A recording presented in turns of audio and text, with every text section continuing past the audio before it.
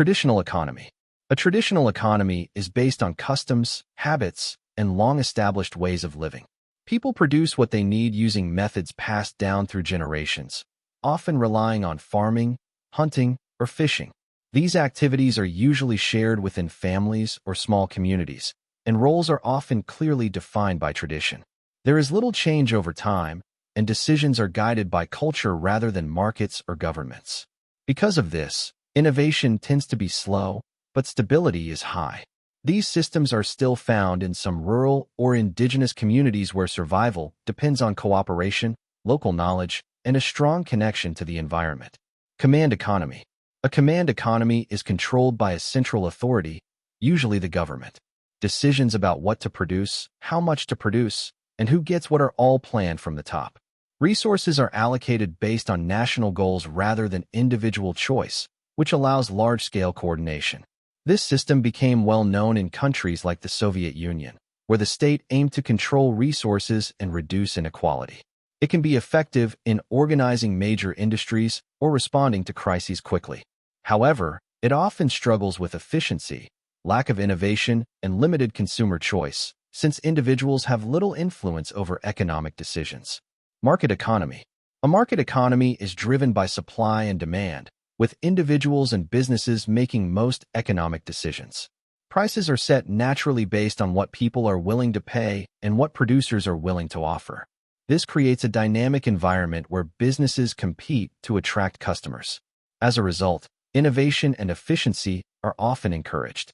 This system allows for a wide variety of goods and services, giving consumers many options. It is widely used in countries like the United States, where private ownership plays a central role. However, it can also lead to income inequality and market instability if left completely unregulated. Mixed economy. A mixed economy combines elements of both market and command systems. Private businesses operate freely, but the government steps in to regulate certain areas, provide public services, and correct imbalances. This balance allows countries to benefit from both efficiency and social protection. Governments may control essential sectors like healthcare, education, or infrastructure while leaving other industries to the market. Most modern countries use this approach, adjusting the level of government involvement as needed. It provides flexibility and helps address issues like inequality, public welfare, and economic stability. Capitalism. Capitalism is an economic system where private individuals or companies own most resources and businesses. Profit is the main driving force, and competition shapes the market. It developed strongly during the Industrial Revolution, when factories and large-scale production transformed economies. Businesses aim to maximize profit, which can lead to rapid innovation and economic growth. Consumers benefit from a wide range of choices and competitive prices. However, capitalism can also create gaps between rich and poor, and without regulation, it may lead to monopolies or exploitation of workers and resources. Socialism. Socialism focuses on shared ownership of resources, often managed by the state or the community. The goal is to reduce inequality and ensure that basic needs such as healthcare, education, and housing are available to everyone. In practice, different countries apply socialism in different ways. Some maintain strong public sectors while still allowing private businesses to operate. This creates a balance between equality and efficiency. Socialism often works alongside market systems rather than replacing them completely, especially in modern economies where a mix of approaches is common. Communism. Communism is a system where all property is owned collectively, and there are no social classes or private ownership. In theory, everyone contributes according to their ability and receives according to their needs. The idea is to create a completely equal society without wealth differences. It was inspired by the ideas of Karl Marx and later implemented in countries like the Soviet Union and China. In practice, these systems often relied on strong central control to manage the economy. While the goal was equality, it frequently resulted in limited personal freedom and economic challenges. Feudal economy. A feudal economy was common in medieval Europe and was based on land ownership and strict social hierarchy. Lords owned large areas of land and allowed peasants to work on it in exchange for protection and shelter. Most people were tied to the land and had little freedom to change their social position.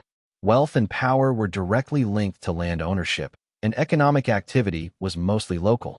Trade existed, but was limited compared to later systems. Over time, this system declined as cities grew, trade expanded, and new economic structures began to emerge. Subsistence economy. A subsistence economy is focused on producing just enough to survive. People grow food, build shelter, and create tools mainly for their own use rather than for trade or profit. There is little surplus, so communities depend heavily on consistent natural conditions. This type of economy is often found in remote or less industrialized areas. It emphasizes self-sufficiency and local resources. While it can provide stability, it also leaves little room for growth or economic development, especially when faced with environmental challenges. Informal economy. An informal economy includes all economic activities that are not regulated or taxed by the government. This can range from street vendors and small workshops to freelance or cash-based services. It often develops in places where formal job opportunities are limited or difficult to access. The informal sector provides income for millions of people worldwide and can be very flexible. However, it lacks legal protections, job security, and benefits such as insurance or pensions. Despite this, it remains an essential part of many economies. Green economy. A green economy focuses on sustainability and reducing environmental harm. It promotes renewable energy, efficient use of resources, and reduced pollution. This approach has grown in response to global concerns about climate change and environmental damage. Governments and businesses invest in clean technologies and sustainable practices to support long-term growth. The goal is to balance economic development with environmental protection, ensuring that future generations have access to the same resources. It is becoming an increasingly important direction for modern economies. Digital economy. A digital economy is built on technology, data, and online platforms. It includes activities like e-commerce, digital services, online banking, and virtual goods. This system has expanded rapidly with the rise of the internet and smartphones, changing how people work, shop, and communicate. Businesses can reach global audiences instantly, and transactions can happen in seconds. It has created new industries and opportunities while also transforming traditional ones. Today, the digital economy plays a central role in how modern societies function and continue to evolve. Thanks for watching.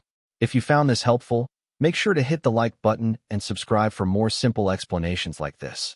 And if you really want to support the channel, share this video with someone who should understand this too. See you in the next one.